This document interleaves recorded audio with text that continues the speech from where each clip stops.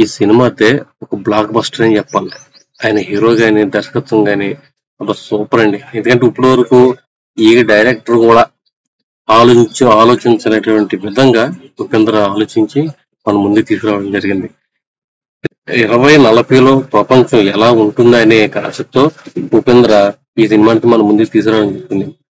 ఇంచుమించు కల్కి భగవాన్ లాంటి సినిమా టైప్ లోని ఈ సినిమాతో మన ముందుకు రావడం జరిగింది.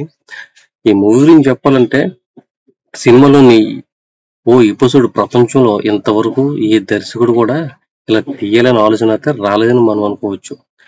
ఇది థియేటర్లో చూస్తేనే మంచి మజా వస్తుందండి. మనం రివ్యూ చూసి సినిమా గురించి మనం అంచనా వేయడం కాదు కానీ అది థియేటర్లోకి వెళ్ళి ఉపేంద్ర సినిమా చూస్తేనే మనకు మజా. అండ్ డైరెక్టర్ గా ఉప్పి తన డిఫరెంట్ టేకింగ్ అయితే మనం మంచి బాగా తీసాడని చెప్పొచ్చు. ఇప్పుడు వరకు ఉన్నటువంటి